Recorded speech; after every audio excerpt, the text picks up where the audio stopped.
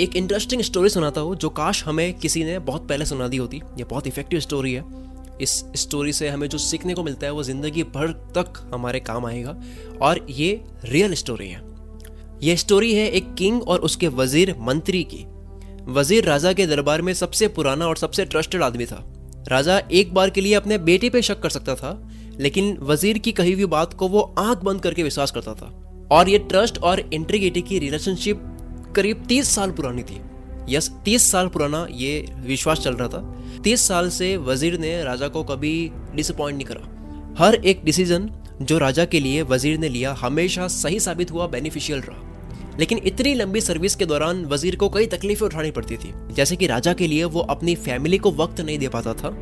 बहुत लोगों से उसको दुश्मनी भी मोल लेनी होती थी, सिर्फ इसलिए ताकि राजा को खुश किया जा सके। यहाँ तक कि दरबार के दूसरे मंत्री और लोग भी इस रिश्ते से जलते थे कि यार इनकी इतनी अच्छी बॉन्डिंग क्यों है।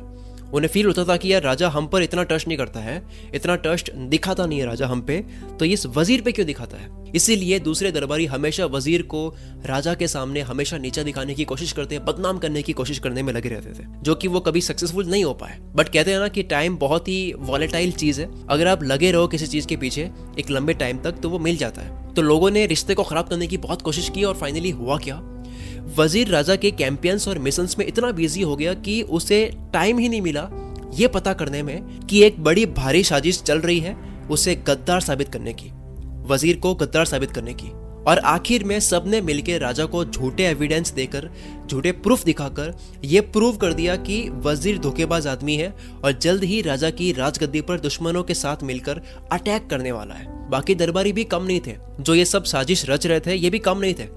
इनकी बदनामी कभी हुई नहीं थी राजा के सामने, इसलिए राजा ने भी उनकी बात और प्रूफ मान लिए बिना वजीर को अपनी सफाई देने के चांस दिए।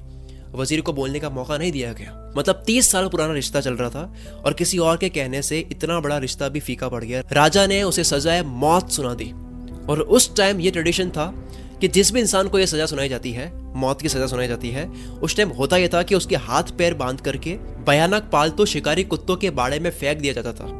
एक ऐसा बाड़ा होता था, वहाँ पे बहुत सारे कुत्ते थे, भयानक शिकारी थे वो, और उसमें फेंक देते थे अगर उसको सजाए मौत सुनाई जाती थी, जो कि उस इंसान की चमड़ी उधेड़ देते थे।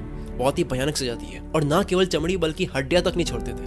बट वजीर ने इस सजा को सुनते ही राजा से सिर्फ एक रिक्वेस्ट की कि मेरी सजा सिर्फ 10 दिन के लिए पोस्टपोन कर दो, ताकि मैं जिन लोगों के पैसे मांगता हूँ वो उनसे लेकर मैं अपने कर्जे उतार सकूं, अपनी जो भी जमीन जायदाद है वो अपने बच्चों को इक्वली बांट दो, ताकि मेरे मरने के बाद में वो लड़े ना, आराम से रह सके। तो राजा ने रिक्वेस्ट को आखिरी इच्छा मानकर एक्सेप्ट कर लिया। ठीक है, 10 दिन पोस्टपोन कर लेते हैं। तो जैसे ही उसको चांस मिल गया, उसके बाद में वजीर घर गया तुरंत भाग करके और 100 गोल्ड कॉइन्स घर से लेकर उस शिकारी के पास पहुंचा जो उन शिकारी कुत्तों को संभालने का काम करता था, देखभाल करने का काम करता था। वही कुत्ते जो 10 दिन बाद में इसी वजीर को खाने वाले हैं। उस इंसान के पास जाने के बाद में, शिकारी के पास जाने के बाद में, वजीर ने 100 गोल्ड कॉइन्स शिकारी को देकर बस उसे ये कहा कि ये 10 दिनों के लिए जो कुत्ते हैं इनकी देखभाल करने के लिए मुझे छोड़ दो, मुझे देखभाल करने दो इनकी, मुझे इनके साथ में टाइम स्पेंड करने दो, इसकी परमिशन मुझे दे दो, मैं आपको बदले में 100 कॉइन्स दे रहा हूँ गोल्ड के। शिकारी को तो गोल्ड कॉइन्स मिल रही है, वो मान भी गया, उसने डील एक्सेप्ट कर ली। और फिर क्या हुआ,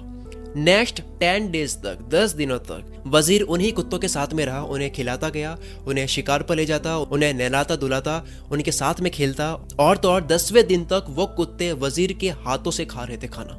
और कुत्ते ऐसे होते हैं जो कभी भूलते नहीं, अगर आप उनके लिए कुछ भी कर लेते हो वो भूलते नहीं, उनको याद रहता है। उसके बाद में 11वें डे पर वजीर को राजा के सामने लाया गया। उसकी सजा जो राजा के सामने होनी थी, हाथ पैर उसके बांधे गए वजीर के, उन्हीं शिकारी कुत्तों को सामने डाल दिया गया ताकि वो शिकारी कुत्ते वजीर को खा ले। शिकारी कुत्ते उस पर झपटने लगे, लेकिन उसे खाने के लिए नहीं बल्कि उसके साथ में खेलने के लिए।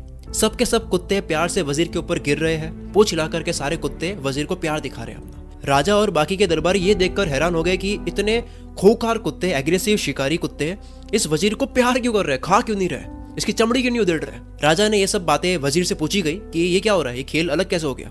वजीर बोला कि महाराज, मैंने इन कुत्तों की सिर्फ 10 दिन देखभाल करी है, सिर्फ 10 दिन की देखभाल की वजह से ये मुझे मारने से मुकर गए, बल्कि मुझे ये प्यार दे रहे हैं। और आपकी सेवा मैंने 30 साल की, लेकिन आपने मेरी कुछ दुश्मनों की बातों और इल्जामों के बहकावे में आकर के मुझे सजाए मौत सुना दी। राजा शर्म से पानी पानी हो गया। उसे अपनी गलती का एहसास हुआ, उसकी सजा को माफ किया और उसने वजीर को उसकी पोजीशन फिर से दे दी कि फिर से तुम काम करो, तुम तो विश्वास के लायक हो। और उन सारे दरबारियों को जिन्होंने साजिश रची थी उनको वजीर के हवाले कर दिया, जिन्होंने राजा के कान भरे थे। वजीर चाहता तो उन्हें मौत के घाट उतार सकता था, बट वजीर ने अपने दुश्मनों को, दरबारियों को माफ कर दिया। वजीर के माफ करने की वजह से राजा की नजरों में ये और ऊपर उठ गया। वजीर अगर ऐसा कुछ करता कि अपनी इनोसेंट से राजा को समझाने की कोशिश करता, अगर वो अपनी मासूमियत साबित करने की कोशिश करता कि यार मैं नहीं हूं, मैंने ऐसा नहीं करा है, तो शायद उसकी मौत हो जाती, तो शायद कुत्तों ने वजीर की चमड़ी उधेड़ दी होती। लेकिन वजीर ने सोचा कि मैं अपने आप को सही साबित वर्ड से करने से अच्छा एक्शन से साबित करूं, एक्शन से दिखाऊं राजा को कि वो कितनी बड़ी गलती कर चुका है, राजा ने कितनी बड़ी गलती करी है उसके वफादार वजीर पर शक करके। So the lesson is argument करने से अच्छा, बोलकर बताने से अच्छा है कि एक्शन से आप प्रूव करो चीजों को।